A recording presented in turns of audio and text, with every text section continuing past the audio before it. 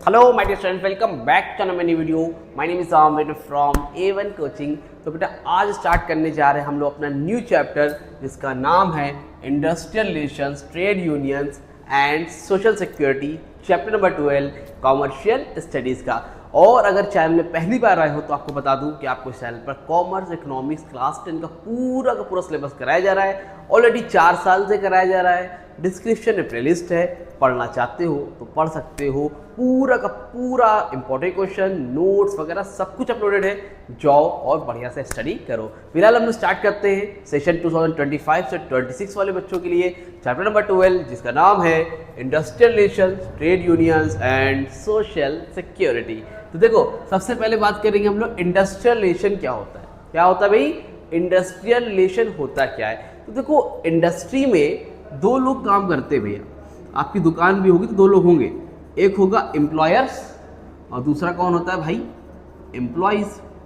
ठीक है, दूसरा कौन होता है? ये है एम्प्लॉयज़, नन्हे मुन्ने राही। और ये कौन है भाई? हमारा एम्प्लॉयर्स। कौन है ये? हमारा एम्प्लॉयर्स।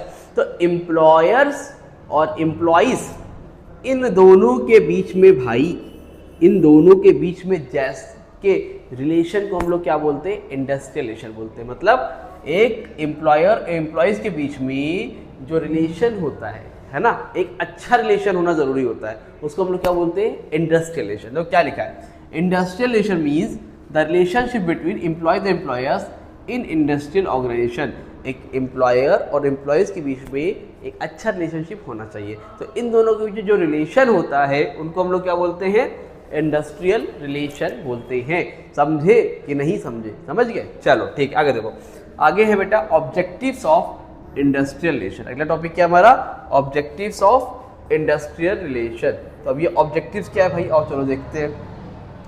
ऑब्जेक्टिव्स में सबसे पहला है to develop and maintain harmonious relation between management and labour. बोल रहे हैं कि हार्मोनियस रिलेशन होना चाहिए, ठीक है, इसलिए इंडस्ट्रियल रिलेशन जरूरी है। मतलब ऑब्जेक्टिव्स का मतलब ही क्या है? मकसद क्या है? क्यों जरूरी है इंडस्ट्रियल रिलेशन? क्यों जरूरी है इंडस्ट्रियल रिलेशन? सबसे पहला रीजन है भैया to develop and maintain harmonious relations between management and labour. Management और लेबर के बीच में हार्मोनियस रिलेशन रहे। हार्मोनियस मतलब अच्छा, गुड, अच्छा, यूनिटी, है ना, इस तरह का रिलेशन रहे, अच्छा रिलेशनशिप रहेगा तो बिजनेस क्या करेगा? बेहतरीन आपका रन करेगा। तो अच्छा रिलेशनशिप होना चाहिए। अरे घर ही में अगर आप दो भाई बहन में, हस्बैंड वाइफ में रिलेशन अच्छा नहीं होता तो लड़ाई झगड़े होते हैं ना। तो इसीलिए इंडस्ट्री में, उसी तरह इंडस्ट्री में भी एक अच्छा रिलेशन होना बहुत ज़रूरी है। अगर रिलेशन अच्छा नहीं रहेगा तो भाई कैसे काम चलेगा? बताओ, कोई दिक्कत है ना? तो रिलेशनशिप होना अच्छा ज़रूरी होता है। क्लियर हो रही बात? चलो number 2, to avoid all forms of industrial conflict. क्या बोल रहे हैं? To avoid all forms of industrial conflict. Industry में जो भी कॉन्फ्लिक्ट होते हैं उसको करने के लिए, खत्म करने। कॉन्फ्लिक्ट मतलब होता है मतभेद, लड़ाई झगड़े। तो इस तरह के किसी तरह की लड़ाई झगड़े ना हो, उसको खत्म करने के लिए इंडस्ट्रियल रिलेशन जरूरी है। अच्छा रहेगा तो बिजनेस भी अच्छा चलेगा, कॉन्फ्लिक्ट नहीं रहेगा ना। Number 3, to raise productivity. बोलो भैया, रेज प्रोडक्टिविटी का मतलब क्या है? प्रोडक्टिविटी को बढ़ाने के लिए, मतलब प्रोडक्शन ज़्यादा हो। अगर रिलेशन अच्छा रहेगा तो वो काम भी अच्छे से करेगा। Number 4, to safeguard the interest of labour. देखो यहाँ कुछ मिस्टेक्स इसलिए मैंने फिर से लिखा है, ठीक है। तो 4 पॉइंट देखो पहले, to safeguard the interest of labour as well as management. क्या है? सेफ गार्ड है। सेफ मतलब एक तरह सिक्योरिटी है, किसके लिए?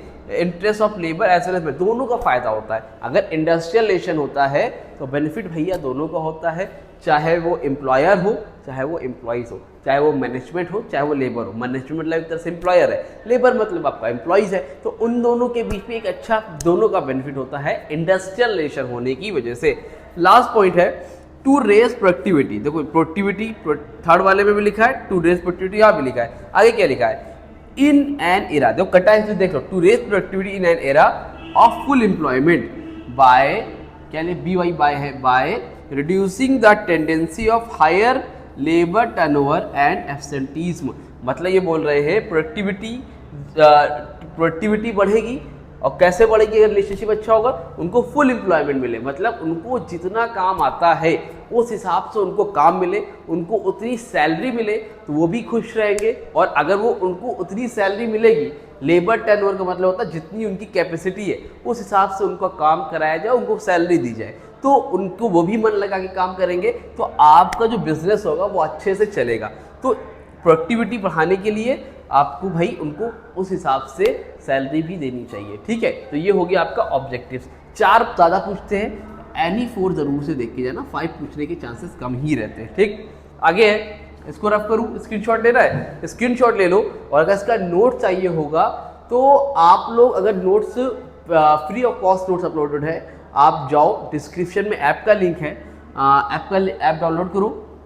ऐप डाउनलोड करने के बाद आप अपना मोबाइल नंबर वगैरह डालना, डिस्क्रिप्शन में लिंक डाउनलोड कर लेना, फिर फ्री स्टडी मटेरियल सेक्शन में जाना, 3 डॉट पे क्लिक करना, फ्री स्टडी मटेरियल सेक्शन पे जाना, वहाँ पे आपको नोट्स अपलोडेड है मिल जाएगा।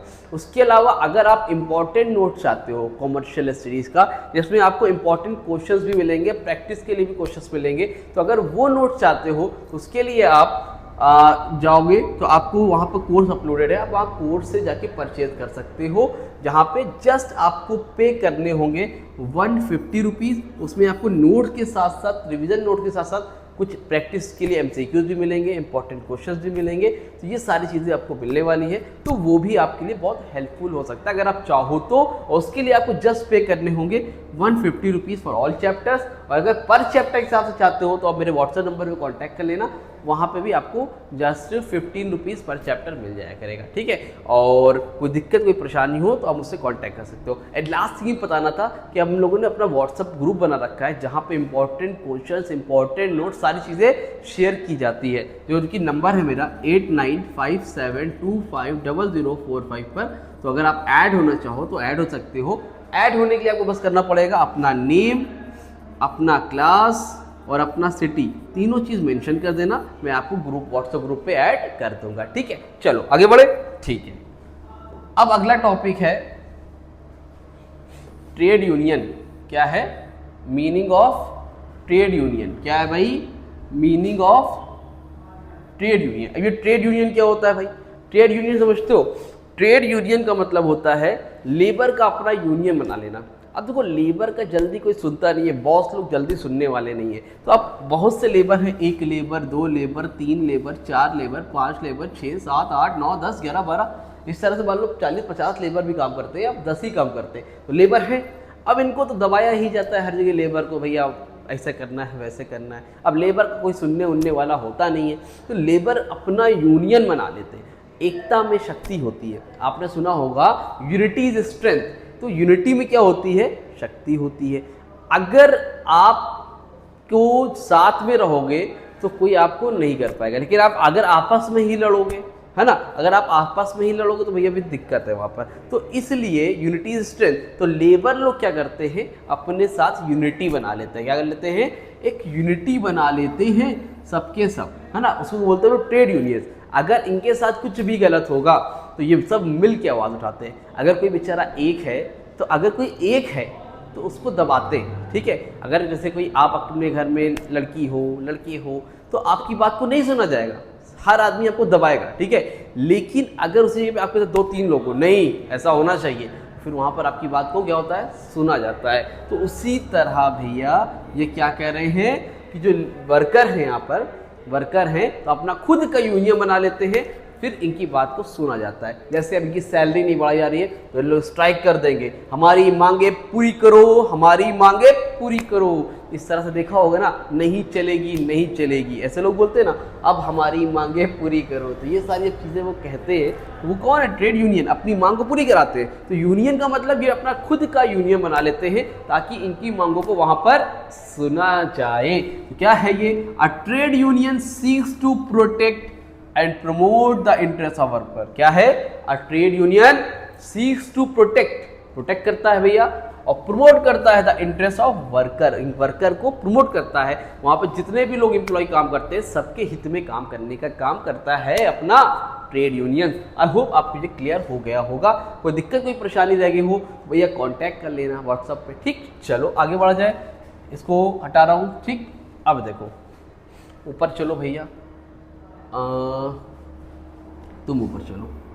ठीक, अब देखो अगला टॉपिक है हमारा फंक्शंस ऑफ ट्रेड यूनियन। क्या है? Functions of trade union. और फंक्शंस क्या क्या होते हैं ट्रेड यूनियन के? पहला तो भैया फंक्शन होता है क्रिएट यूनियन सेफगार्ड। ऐसे देखो प्रोटेक्शन, क्या है प्रोटेक्शन? इस पर पहले मीनिंग हेडिंग समझ लो, अपने आप बना के भी लिख सकते हो। प्रोटेक्शन का मतलब सिंपल और सीधी सादी लैंग्वेज में भाषा में है भैया कि खुद का प्रोटेक्शन देना ताकि कोई हमारे साथ गलत ना होने पाए।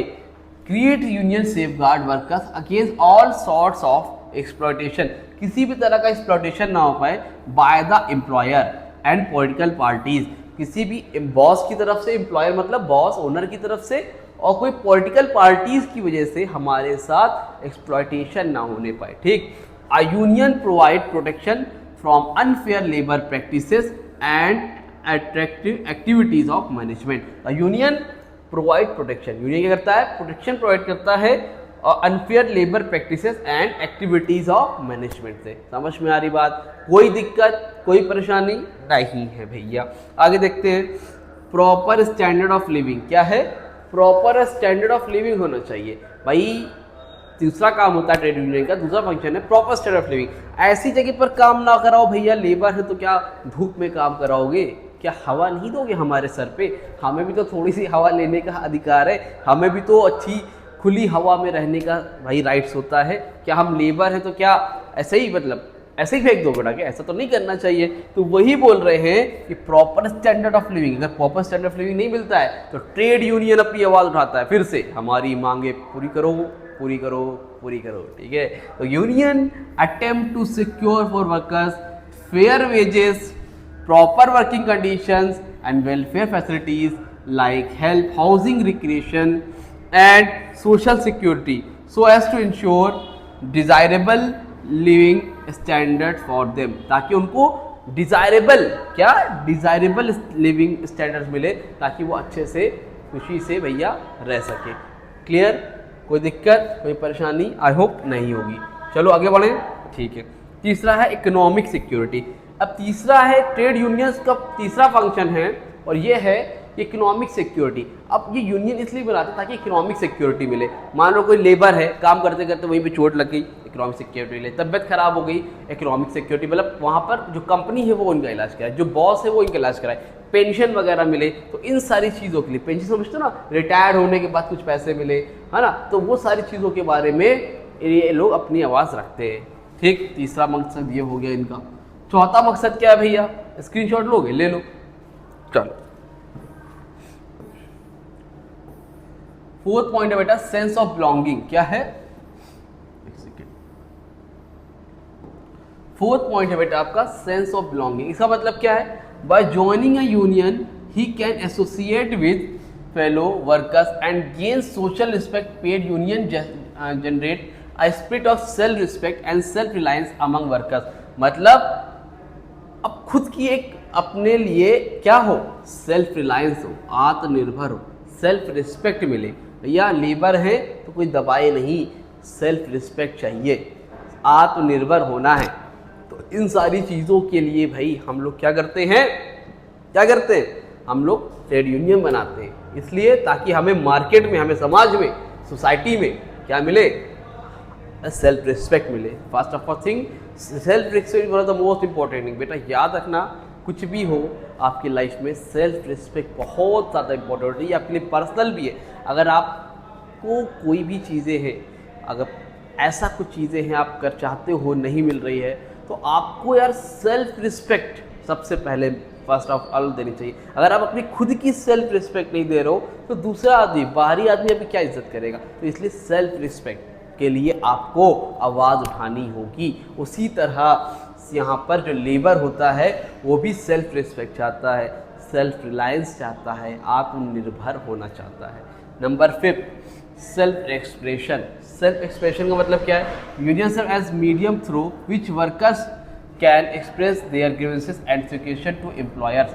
अब देखो, अकेले जाओगे किसी के पास शिकायत करने, अगर आप अकेले जाओगे किसी के पास अपनी बात रखने, तो लोग सुनते नहीं हैं। आजकल के दुनिया में जो लोग हैं बहुत जालिम हो चुके हैं, आजकल वो बात आपकी सुनते नहीं हैं।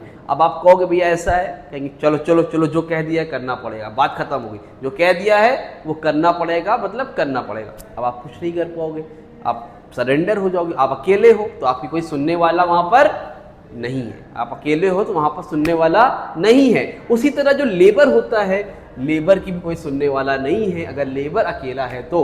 उसी तरह अगर आपके साथ कोई है, कोई बड़ा आदमी है, आप सेल्फ डिपेंडेंट हो, आपके अंदर इतनी पावर है, आप सेल्फ रिलायंस हो, तो आपकी बात सुनने वाला है, समझ में आ रही? तो वहां पर फिर आपकी बात सुनने वाला होगा। अगर आप सेल्फ रिलायंस होगे, आत्मनिर्भर होगे, तो लोग आपकी बात को सुनेंगे। उसी तरह ट्रेड यूनियंस आत्मनिर्भर होने के लिए लेबर अपना खुद का यूनियन बना लेते हैं ताकि उनकी बातों को सुना जाए, ताकि उनकी बातों को सुना जाए।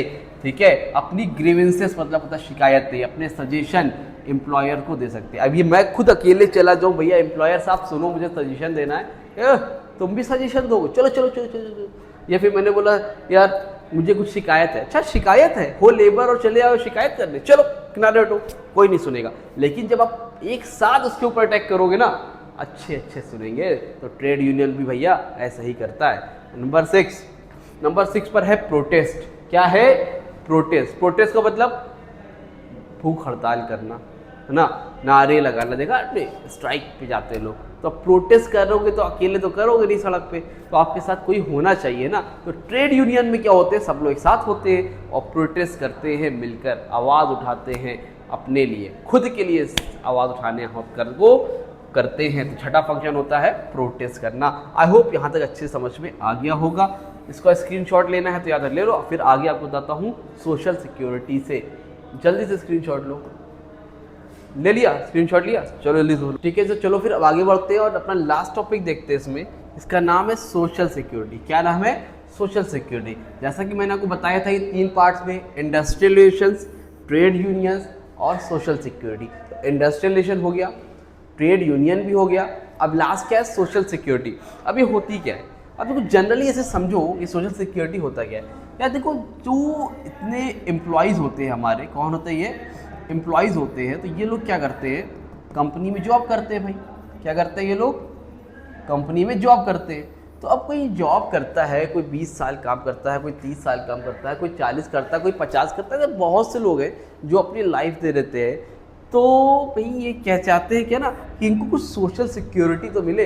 रिटायर्ड हो जाएंगे तो फिर कहाँ जाएंगे? तो इनका कहना है कि भैया हमको पेंशन दो, इनका कहना है कि हमें प्रोविडेंट फंड दो, वो इनका कहना है कि अगर हमें काम करते करते चोट लग गई तो क्या करो, उसके लिए हमें इंश्योरेंस कराओ, ठीक है, हमें फ्लैट वगैरह दो किराए पर रहने के लिए, मतलब है ना, स्कीम दो, बिजली दो। मतलब इनकी होप है सोशल सिक्योरिटी, कि समाज में रहना है और हमें उसके लिए कुछ चीज़ें प्रोवाइड करो, ये सारी चीज़ें, पेंशन वगैरह। तो उसको हम लोग क्या बोलते हैं?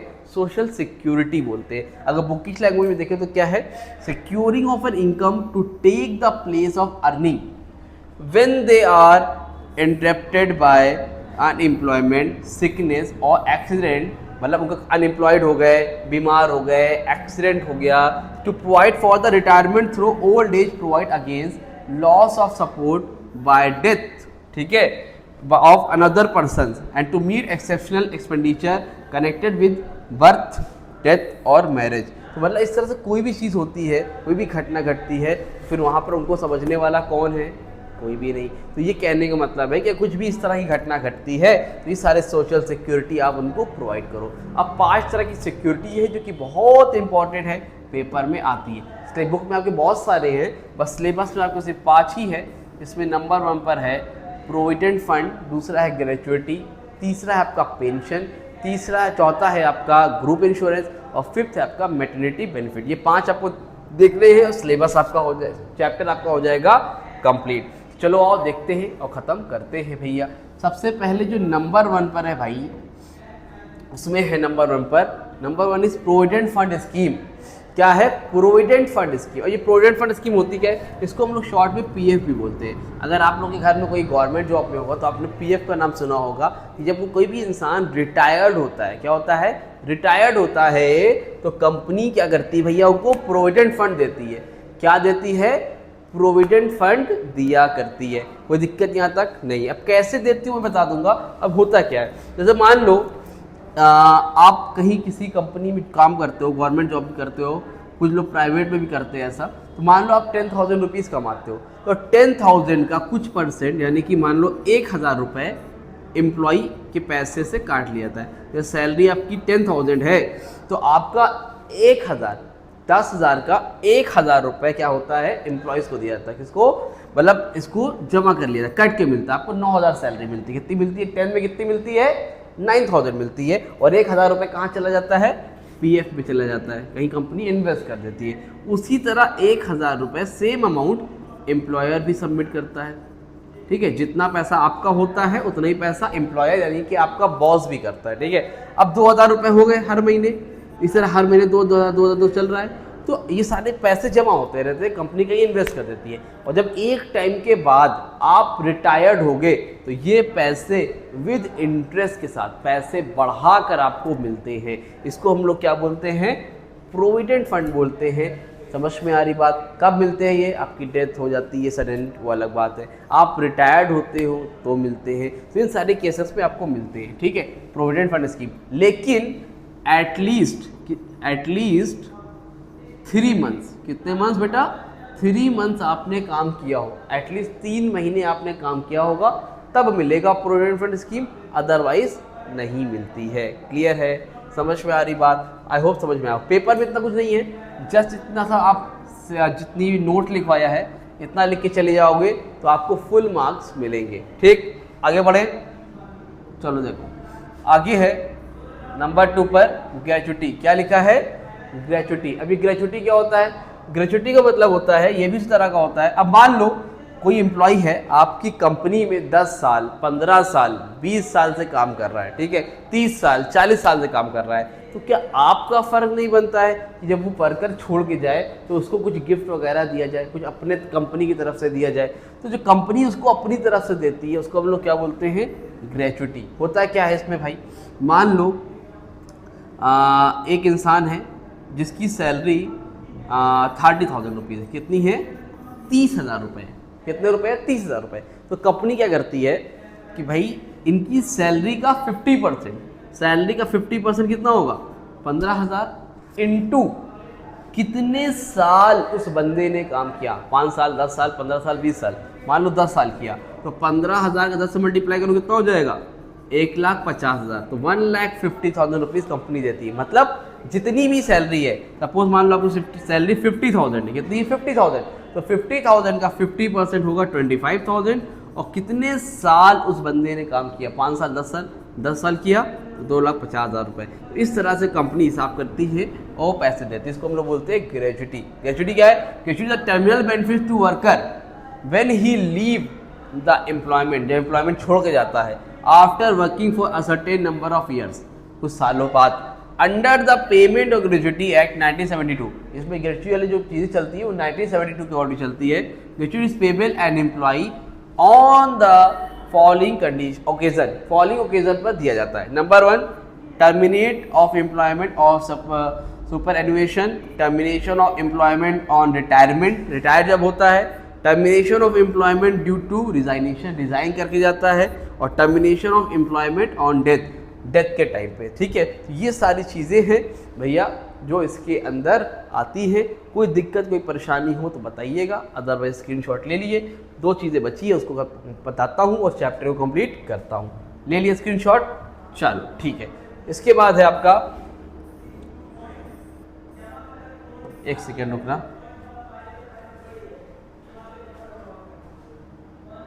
चलने दो।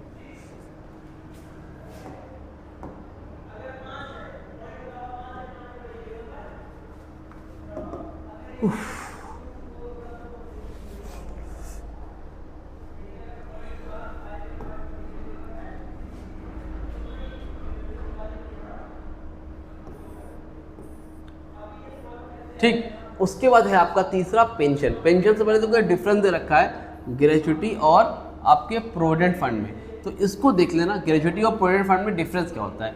ग्रेचुटी का मतलब है sorry, the employee makes no contribution, यहाँ पर एम्प्लॉय कोई कंट्रीब्यूशन नहीं करता है। लेकिन जब प्रोविडेंट फंड बनता है तो वहाँ पर एम्प्लॉय कंट्रीब्यूशन करता है रेगुलर बेसिस पे।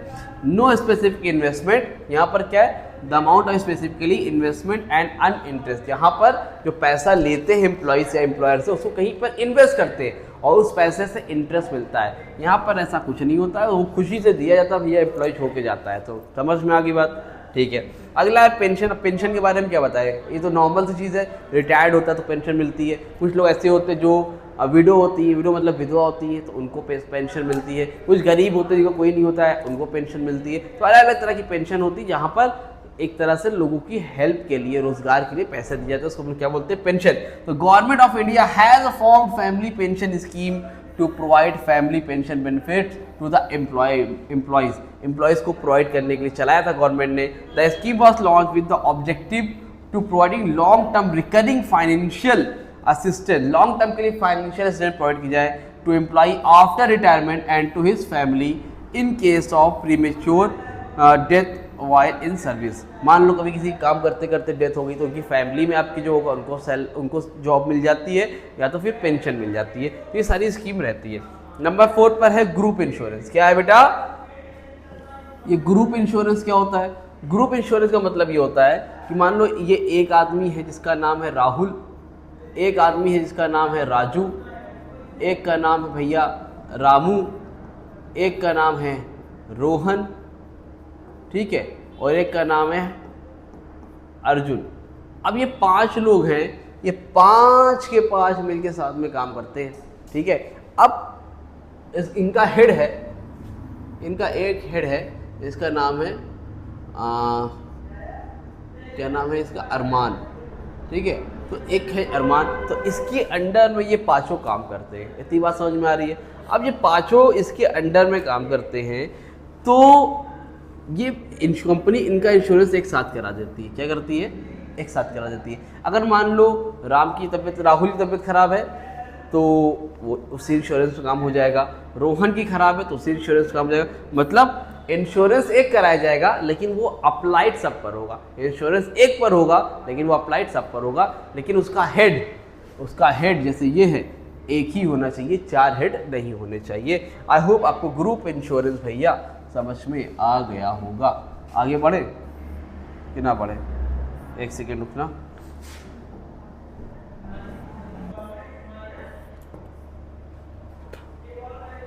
और उसके साथ हमारा लास्ट टॉपिक है, इसका नाम है मैटरनिटी बेनिफिट। क्या है? Maternity benefit. अब ये क्या होता है? मैटरनिटी बेनिफिट्स का मतलब समझ लो भाई जल्दी से और चैप्टर हो जाएगा कंप्लीट। मैटरनिटी बेनिफिट्स का मतलब होता है, मान लो कोई लेडी है, क्या है, कोई आप लेडी है, ठीक है, जो कि प्रेग्नेंट है। क्या है? कोई लेडी है जो कि प्रेग्नेंट है। तो अगर वो गवर्नमेंट जॉब पे है या किसी ऐसी कंपनी में जो वो ये सर्विस देते हैं मैटरनिटी बेनिफिट्स में, तो उसमें क्या होता है कि अगर लेडी प्रेग्नेंट है तो उनको 12 वीक्स की, कितने वीक्स की? 12 वीक्स, 12 हफ्ते की क्या दी जाती है? लीव दी जाती है। कितने हफ्ते की? 12 हफ्ते की लीव दी जाती है। मतलब बेबी के होने के बिफोर 6 वीक, मतलब 6 हफ्ते पहले, 6 वीक्स बिफोर और 6 वीक्स आफ्टर। अच्छा, इसकी खास बात क्या, लीव तो दी जा रही है लेकिन उस पर सैलरी पूरी दी जाती है। 3 महीने की छुट्टी है लेकिन सैलरी पूरी दी जाती है। इसको हम लोग बोलते हैं मैटरनिटी बेनिफिट। तो इसी के साथ हो गया कोई चैप्टर कंप्लीट। कोई डाउट रह गया हो तो कमेंट सेक्शन में इंस्टाग्राम में कॉन्टैक्ट कर लेना। और चलो मिलते हैं न्यू वीडियो में, तब तक के लिए थैंक यू सो मच।